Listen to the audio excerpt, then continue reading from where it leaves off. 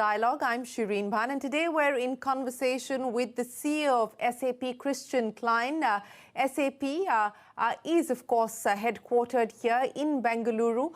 That's where they run their India operations from. And the German Chancellor, Olaf Scholz, who was here in India meeting with Prime Minister Modi, decided to pay a visit to the Bengaluru facility. Joining me now to talk about SAP's plans for India as well as the global outlook is Klein, the CEO of the company. Christian, thanks very much for joining us here on CNBC-TV18. Appreciate your time.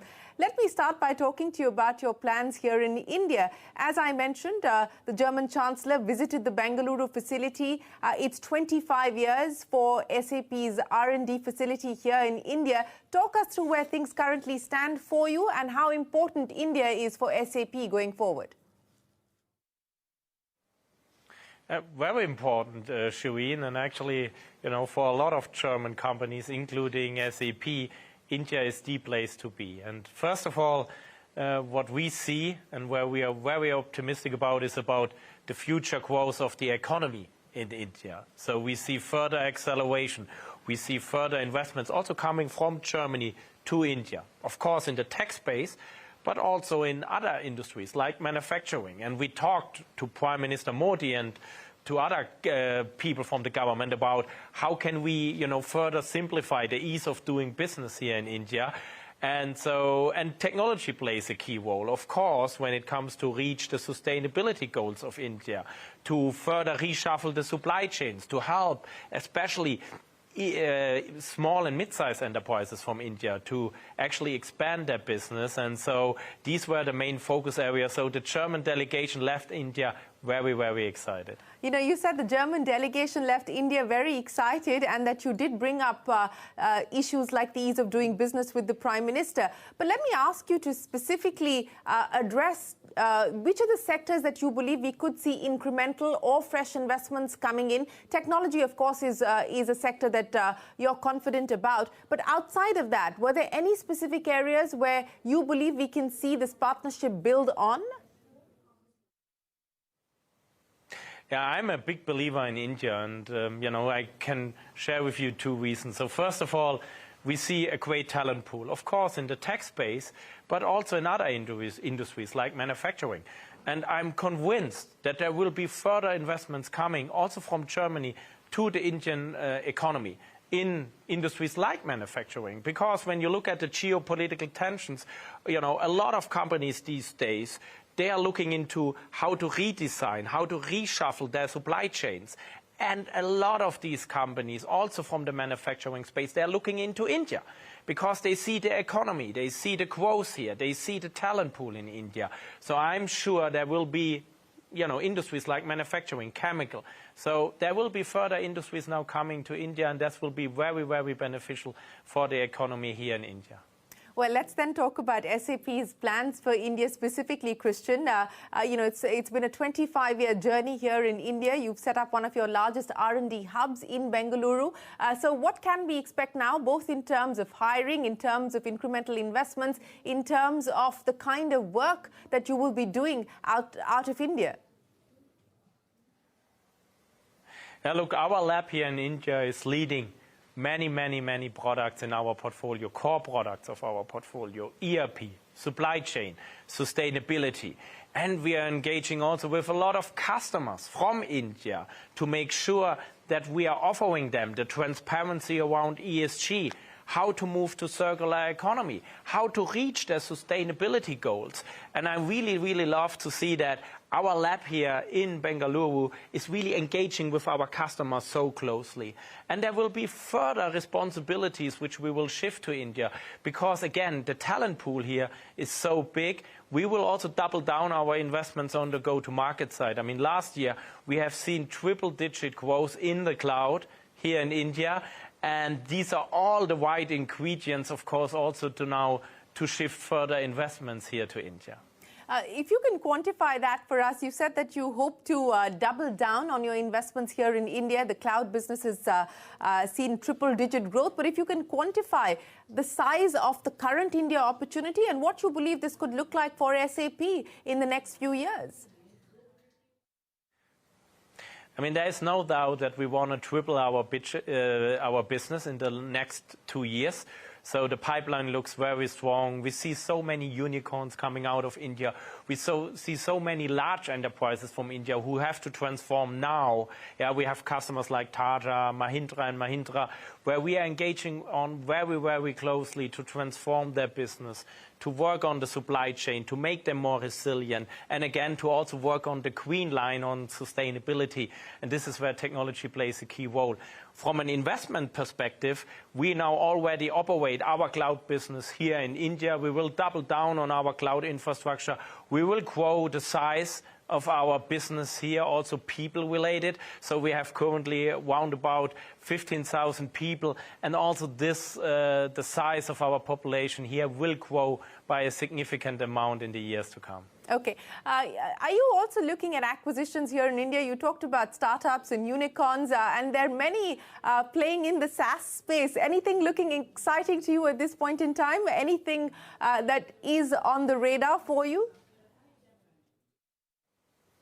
Yeah, I mean, we have a very, very successful startup acceleration program here in India, and we are helping these startups here in India to grow with SAP. Yeah, to helping them, giving them access to our customers, to giving them, money, to giving them expertise in development, to integrate them to the SAP products. And we see already that some of these startups are growing heavily.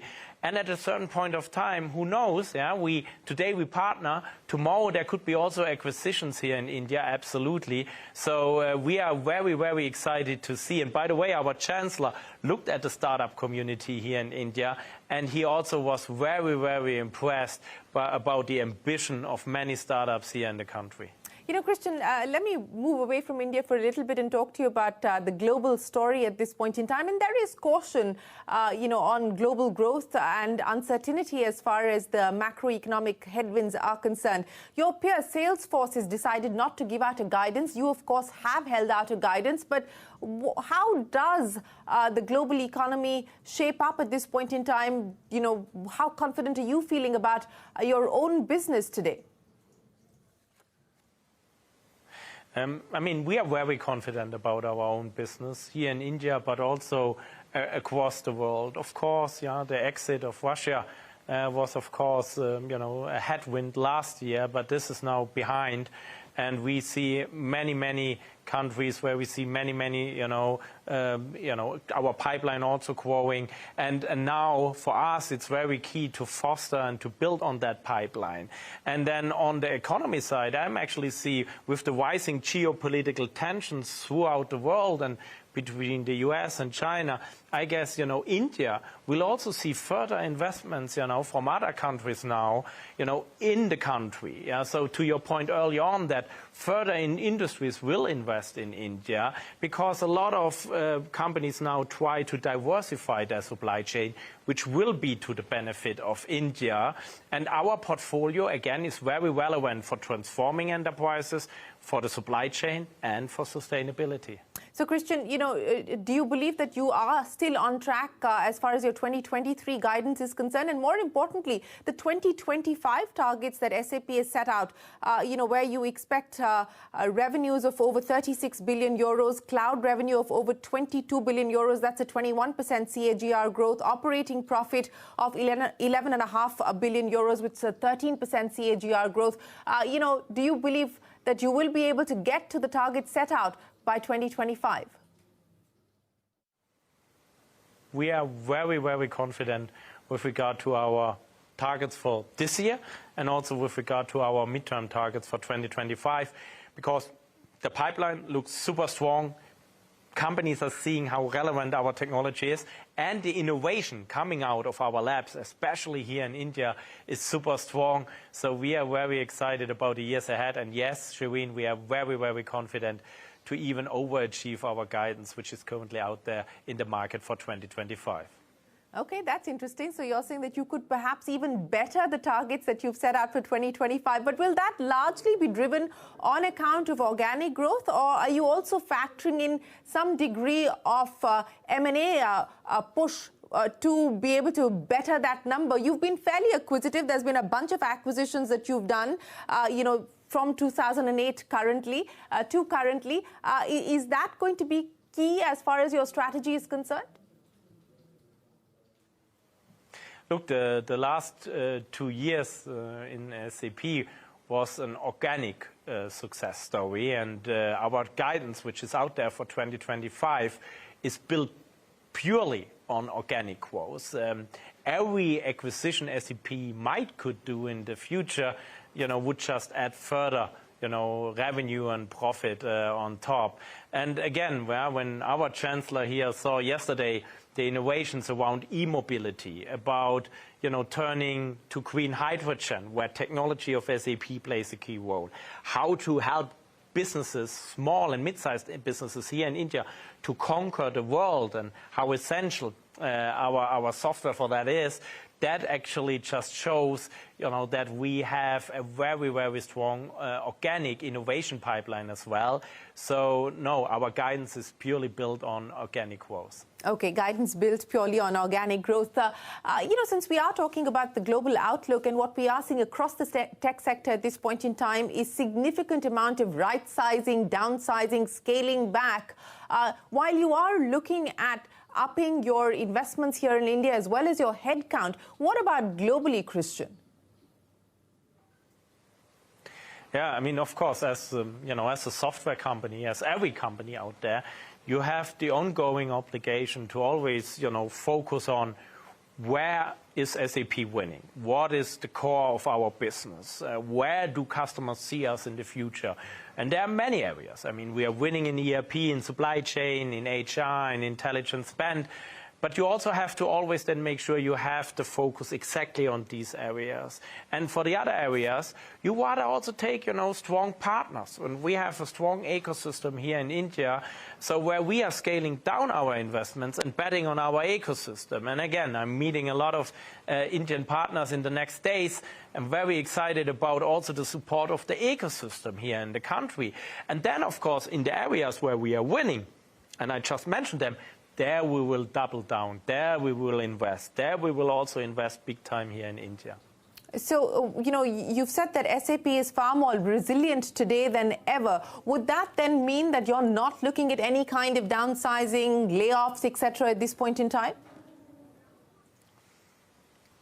Yeah, we did a smaller restructuring in some parts of our portfolio, again, where products are not, in the core of our portfolio. There we did a small restructuring this year, but this is not performance related at all. And now we, of course, want to also invest into the area. So it's about focusing. It's about, reducing investments in areas where, products are not in the core business of SAP, where they're betting on partner solutions in that area, also coming from India. And then, again, doubling down on the investments, in the areas where SAP is winning. And our market is so big. I mentioned already the categories where we are playing in. So there is enough market to also see accelerated growth in the years to come. So we are very confident. But it's always, you always have to look at the two sides of the medal on how to focus and where you're going to focus. There you have to invest. Christian, speaking of an India connection, there's a new India connection for SAP. The co-founder and chairman, Hasso Plattner, will retire in May 2024. And Puneet Ranjan, the former global CEO of Deloitte, comes on board. Have you engaged with Puneet already? Yeah, of course. Also in the past. I mean, we know each other pretty well. Deloitte is one of our largest partners, and Puneet and I had a very, very good working relationship in the past. Puneet is very well regarded, of course, here in India, but throughout the world. And we, all the people of SAP, are very, very happy to have him on board. And again, that's another sign. Now, our biggest lab, our biggest R&D center is in India. The chairman will come from India. And so we are very, very excited about the years ahead with Puneet as our chairman. Well, Christian, it's been an absolute pleasure. Appreciate you joining us here on CNBC-TV18 to take us through your plans for India and, more importantly, your outlook for growth. Thanks very much, and we wish you and the team the very best of luck.